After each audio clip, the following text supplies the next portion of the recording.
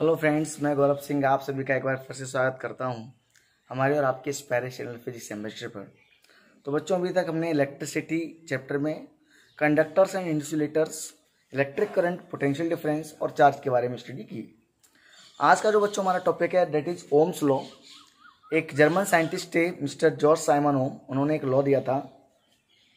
क्या लॉ दिया था इसको हम एक एग्जाम्पल समझते हैं, फिर हम बताएंगे कि उन्होंने क्या लॉ स्टेटमेंट दिया था।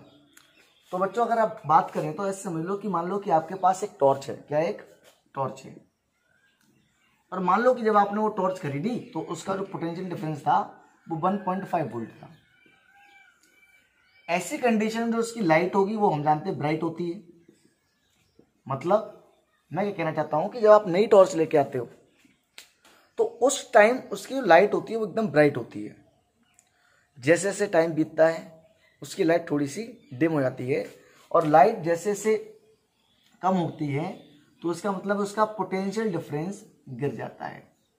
यानी मान लो 1.5 था वो मान लो 0.75 वोल्ट रह गया, तो हम जानते हैं उसकी लाइट में कैसी जाती है, डिम हो जाती है। लाइट डिम हो गई, इसका मतलब इसमें जो करंट पहले ज्यादा आ रहा होगा अब कम आ रहा है। आप इस बात को ऐसे भी समझ सकते हो कि मान लो ये एक कंटेनर है। एग्जाम्पल मैं आपको पहले भी दे चुका हूं, और एक कंटेनर ये है। मैंने क्या किया, इसको यहां पर बाइंड कर दिया, तो मैं जानता हूं इसमें से इधर फ्लो होना चार्ज स्टार्ट कर देगा। कब तक फ्लो होगा, जब तक दोनों में बराबर नहीं हो जाता। यस और नो। अगर मान लो ये कंटेनर और बड़ा होता, इसमें और ऊंचाई तक पानी भरा होता, तो मैं जानता और ज्यादा फ्लो होता, यानी करंट और तेजी से फ्लो होता, क्योंकि इसका पोटेंशियल बहुत ज्यादा हो जाता, तो ये और तेजी से फ्लो होता। और तेजी से फ्लो होता कब, जब इसका पोटेंशियल डिफरेंस ज्यादा होता, मोर पोटेंशियल डिफरेंस होता, तो है कि नहीं।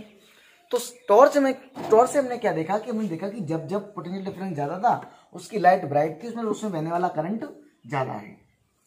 अब सपोज करो कि अगर मान लो मैं उसमें उसका पोटेंशियल वापस बढ़ा दूं, एक नया सेल ऐड कर दूं, तो क्या होगा, फिर से उसकी लाइट बढ़ जाएगी। मतलब जैसे मैंने पोटेंशियल बढ़ाया उसकी लाइट फिर से बढ़ गई, मतलब करंट की जो इंटेंसिटी है वो फिर से ज्यादा हो गई। तो इसको इस ऑब्जर्वेशन के बेस पर ऐसे ही जो साइंटिस्ट थे हमारे जॉर्ज साइमन ओम, क्या नाम था उनका, जॉर्ज साइमन ओम, जर्मन साइंटिस्ट थे। उन्होंने हमें एक लॉ दिया। क्या लॉ दिया, काफी ऑब्जर्वेशन का लॉ दिया कि if all the physical conditions are constant, if all the physical conditions are constant, क्या क्या इसके अंदर कांस्टेंट में, जैसे कि फिजिकल कंडीशन में क्या था, मान लो हमारा प्रेशर, ठीक है, टेम्परेचर, और cross sectional area of conductor, cross sectional area, length of wire, ये और भी जो फिजिकल कंडीशन है उन वो सारी अगर कांस्टेंट रहे तो उन्होंने कहा then according to Ohm's law,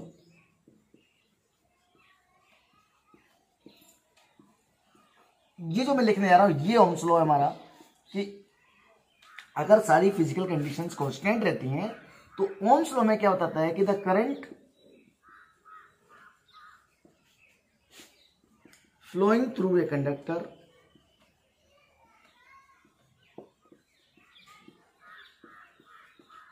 is directly proportional to the potential difference applied to its ends। ये हमारा ओम्स लॉ है। दिस द करंट से लेके यहां द एंड तक ये ओम्स लॉ। ये क्या बता रहा है हमें कि अगर किसी कंडक्टर का पोटेंशियल डिफरेंस ज्यादा है तो उसमें होने वाला इलेक्ट्रिक करंट भी ज्यादा होगा। मतलब जो करंट है वो डायरेक्टली प्रोपोर्शनल है पोटेंशियल डिफरेंस पे। जितना पोटेंशियल डिफरेंस ज्यादा हो जाएगा उतने करंट की फ्लो होने की ताकत भी ज्यादा होगी। पोटेंशियल डिफरेंस कम हो जाएगा तो करंट भी कम हो जाएगा। तो ये क्या कहता है हमसे कि the current flowing through a conductor, जो करंट फ्लो होता है कंडक्टर से वो डायरेक्टली प्रोपोर्शनल है, वो सीधा सीधा डिपेंड करता है किस पर, पोटेंशियल डिफरेंस पर। अगर डायरेक्टली प्रोपोर्शनल है तो मतलब एक क्वांटिटी बढ़ने से दूसरी क्वांटिटी भी बढ़ेगी। जैसे जैसे हम पोटेंशियल डिफरेंस बढ़ाते जाएंगे हमारा इलेक्ट्रिक करंट भी बढ़ता जाएगा। तो ये स्टेटमेंट दिया हमारे जॉर्ज साइमन ओम जी ने, जिसे हम ओम्स लॉ के नाम से जानते हैं। इसको आप नोट करके पॉज कर लें, और पॉज करके नोट कर लें और आगे देखें कि अगर मान लो उन्होंने जो स्टेटमेंट दिया उसके हिसाब से क्या आया, आई प्रोपोर्शनल वी, करंट जो है वो डायरेक्टली प्रोपोर्शनल है किसके, पोटेंशियल डिफरेंस के। फिर हमने क्या किया, आई प्रोपोर्शनल, और हमने लिखा इस प्रोपोर्शनल को डायरेक्टली इक्वल लगाएंगे तो हमें कांस्टेंट मिलेगा, दैट इज 1/r। क्या मिला हमें, r। ये एक रिलेशन मिला हमें, I इक्वल टू V/R, यानी V equal to IR। V is what, ये पोटेंशियल डिफरेंस है बच्चों, I is what, it is current. अब हमें जो ये कांस्टेंट मिला है R, that is resistance, it is resistance. R is what, resistance, where I is electric current, V is potential difference and R is resistance। Resistance क्या होता है बच्चों, एक प्रॉपर्टी होती है मटेरियल की जो उसमें फ्लो होने वाले इलेक्ट्रॉन्स के को रोकने का काम करती है, या जो करंट फ्लो होता है उसको अपोज करती है। ये चाहती है कि करंट कम फ्लो हो, ऐसा समझ लो। ये ऐसी प्रॉपर्टी है जो करंट के फ्लो को रोकने का काम करती है या करंट के फ्लो को अपोज करती है, ठीक है।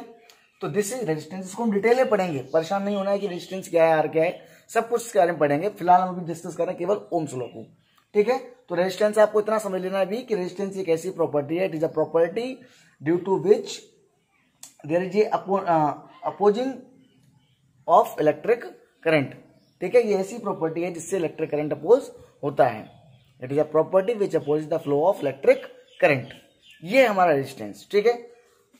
तो ये आपको समझ में आ गया हो कि ओम्स लॉ हमसे क्या कहता है। ओम्स लॉ हमसे क्या कहता है कि जब भी किसी वायर में इलेक्ट्रिक करंट फ्लो होता है तो वो डायरेक्टली प्रोपोर्शनल होता है उसके पोटेंशियल डिफरेंस पे। कितना पोटेंशियल डिफरेंस है उतना ही डिपेंड करेगा उस पर। ज्यादा पोटेंशियल डिफरेंस होगा ज्यादा करंट फ्लो होगा, कम पोटेंशियल डिफरेंस होगा कम फ्लो करेगा करंट, ठीक है।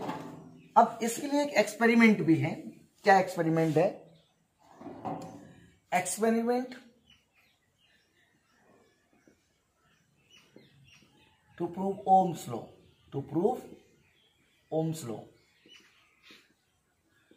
क्या आप कैसे एक्सपेरिमेंट कर सकते हैं, तो आपको ये अपनी लैंग्वेज में ही लिखना है। मैं आपको बताता हूं क्या करना है। आपको मान लो कि आपने क्या किया, सेल ले लिए, ठीक है। एक सेल ले लिया और एक सर्किट में इस तरीके से उसने आपने जोड़ दिया। मान लो यहाँ पर एक बल्ब लगा दिया, यहाँ पर आपने एक वोल्ट मीटर लगा दिया जो हमारा पोटेंशियल डिफरेंस मेजर करेगा, ठीक है, इस तरीके से। और मान लो इसको ऐसे हमने यहाँ पर एक एमीटर लगा दिया। एमीटर जानते हैं आप, जिससे हम करंट नापते हैं, ठीक है। तो हमने इस तरीके से सर्किट बना दिया। अब हमने क्या किया, जब हमने सेल लगाया तो हमने नोट किया कि इसका V कितना है और I कितना है। हम एक टेबल बना लेंगे इस तरीके से, V मान लो कितना है और I कितना है। फिर हम क्या करेंगे बच्चों, हमने जब एक बार इसको नोट करने के बाद हमने देखा, हमने क्या किया कि हमने बच्चों 2 सेल लगा दिए। सिस्टम अभी वही है बाकी का।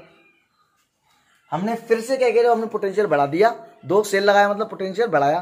पोटेंशियल बढ़ा के हमने देखा कि इसका इस बार भी थोड़ा सा बढ़ गया और आई भी थोड़ा सा बढ़ गया, क्योंकि V बढ़ा तो आई बढ़ गया। और हमने क्या किया, एक टेबल तैयार कर ली, अपनी रीडिंग तैयार कर ली। हम वो रीडिंग अपने हिसाब से लैब में जाके तैयार कर लेते हैं। फिर हमने क्या किया, देखा कि जैसे देखता गया। तो मैंने क्या किया, मान लो यूं कर लें कि इसकी मान लो जब 8 वैल्यू थी तो मान लो उसकी 2 आई, जब इसकी मान लो 10 हो गई, ठीक है, तो या ऐसे मान लो इसकी 12 हो गई, ठीक है, तो इसकी मान लो कितनी हो जाएगी, 4 हो गई, या मान लो 3 हो गई, ठीक है। इस तरीके से इसकी बढ़ेगी। या मान लो 16 हो गया तो ये 4 हो गया। तो इस तरीके से हम नोट करेंगे कि ये V की वैल्यू, ये I की वैल्यू, ये V की वैल्यू, I की वैल्यू।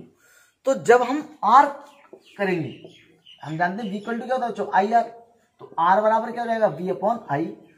तो हम देखेंगे कि बच्चों V अपॉन I की वैल्यू ऑलमोस्ट इक्वल आएगी हर कंडीशन में। और ये कब पॉसिबल होगा? जब सारी फिजिकल कंडीशंस कांस्टेंट होंगी। तो हमें मिलेगा कि R की वैल्यू जो है बच्चों वो कैसी होगी? ऑलमोस्ट सेम होगी। ऑलमोस्ट सेम होगी तो क्या पता लगेगा कि जैसे जैसे V बढ़ाते हैं वैसे वैसे I बढ़ता है। और ये एक एक्सपेरिमेंट है ओम्स लॉ को ऑब्जर्व करने का। ठीक है, तो इसके लिए फिर क्या करते हैं हम? जब ये इतना करने के बाद फिर हम इसका एक ग्राफ बनाते हैं। क्या बनाते हैं बच्चों? ग्राफ। ग्राफ में क्या करते हैं बच्चों? ग्राफ हम लेते हैं, तो ये रहा ग्राफ बनाएंगे बच्चों। इस तरीके से ग्राफ बनाएंगे। तो मान लो इस पर V है और इस पर I है, या फिर इस पर I, आप किसी पे भी बना लो, कोई फर्क नहीं पड़ता उससे। ये ओरिजिन है, या करंट की डायरेक्शन मान लो 1 2 3 4 5 6 7 इस तरीके से। या मान लेते हैं हम 4 8 12 16 20 इस तरीके से। हमने देखा था 8 पर कितना पोटेंशियल डिफरेंस था? 2, तो यहाँ पर एक पॉइंट लगा दिया। 12 पे कितना था बच्चों? 3, यहाँ पर एक पॉइंट लगा लिया। 16 पे कितना था बच्चों? 4, एक यहाँ पर पॉइंट लगा लिया। और जब मैं इसको जोड़ता हूं तो हमें एक स्ट्रेट लाइन मिलती है। कैसी लाइन मिलती है? Straight line. मतलब अगर सारी फिजिकल कंडीशंस कांस्टेंट है तो उस कंडीशन में क्या होगा बच्चों? हमें जो V और I का ग्राफ मिलेगा, जो पोटेंशियल डिफरेंस और इलेक्ट्रिक करंट का ग्राफ मिलेगा बच्चों, वो कैसा होगा? एक स्ट्रेट लाइन ग्राफ होगा। ठीक है, तो ये रहा हमारा एक्सपेरिमेंट ओम्स लॉ का। और उसके साथ ही क्या ओम्स लॉ है, आई होप यू अंडरस्टैंड। अगले वीडियो में हम बात करेंगे ये जो आया आपका R, इसके बारे में डिटेल स्टडी करेंगे। ठीक है, तब तक पढ़ते रहिए, एंजॉय करिए। Thank you.